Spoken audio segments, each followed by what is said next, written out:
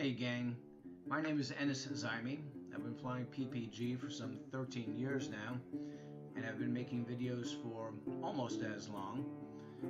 This is, however, the first video where I've actually felt compelled to lend narrative. And why?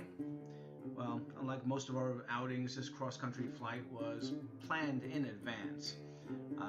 It's fairly ambitious by PPG standards. It's over 150 miles in duration, which was over 5 hours of flying time, with most of it being flown through some desolate desert areas of Mexico, and some 40 miles of it being flown over the beautiful Sea of Cortez and all the little critters that she has in her. So the consequences of an engine failure on this trip, while maybe not life-threatening, were going to be significantly harsher than those when flying around your local field. So the video starts at about the halfway point, because we don't want to bore you with an entire round trip. And here you can see as I'm heading up to El Golfo, I just passed a pod of dolphins and I'm coming into land and could not find a flag. I did not know which direction the wind was going in, and I remember seeing a video by Jeff Goyne where he says if you don't know which way, maybe just land in the last known direction. Well, that turned out to be downwind for me, and I did the gorilla run and managed to not face plant, but did smack the leading edge of my wing down pretty hard. Now, no big deal. I've got to go get gas and hope that the PMEX station I found on Google Earth is actually operational. So in this field of desert art, I found this one concrete thingamajig and left my PPG standing on it while I took Brian Larson's and mine. Brian's my wingman, my PPG buddy. Took the auxiliary tanks up to the PMEX station, which was operational, filled up, made our way back down the hill, and got it all two-stroked up, and then hit the ground running, or hit the air flying, I guess. And here we are over some just virgin desert, and there's really nothing as beautiful as the sea where it meets the sand. Here, especially in the Sea of Cortez, you get the deep blues and greens against the light-colored sand, and I just find the whole thing very, very intoxicating. Along the beach, you rarely see a footprint in the sand. Here we are passing a group of fishermen, but they are very much the exception.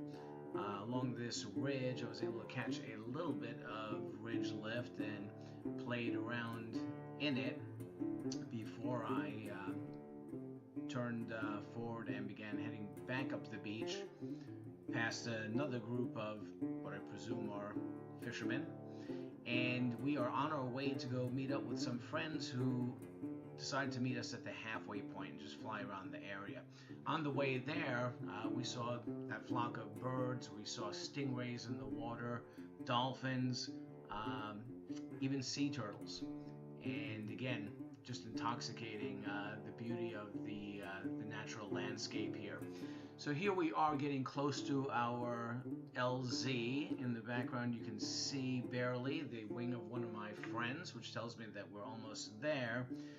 I didn't realize that this LZ was going to be at the edge of a cliff, and while the wind was coming directly off the water, I opted to land a little bit crosswind, and really did so without any consequence.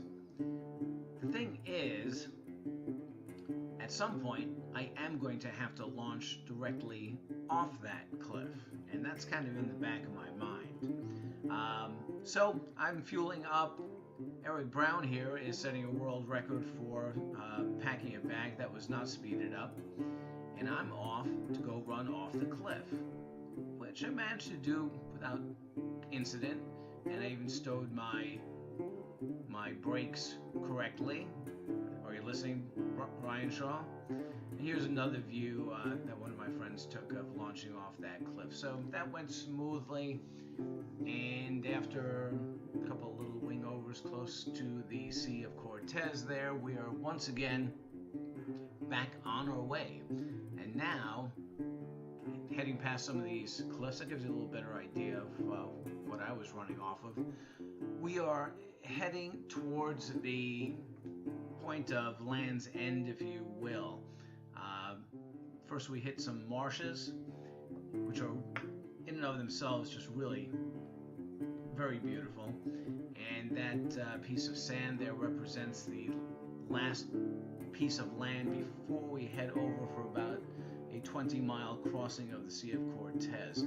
Again, just intoxicating with the different shades of greens and blues, but in the back of your mind you're thinking about your motor, and you're thinking about the Humboldt squid, which are indigenous to the Sea of Cortez. They swim in shoals of tens of thousands and are referred to by the Mexican fishermen as the red devils because they flash red when they're in a feeding frenzy at night, and have been known to actually kill Mexican fishermen that have fallen overboard. These squid are about 3 feet in length, so they're pretty serious. So here we are, heading back to our starting point in Puerto Penasco, also known as Rocky Point. When you see that hill there, that's Competition Hill, where they race quads up. You know you're just about home. And here we are in front of our local eatery called Wrecked at the Reef. And that is the sure sign that, hey, you made it, you are officially home.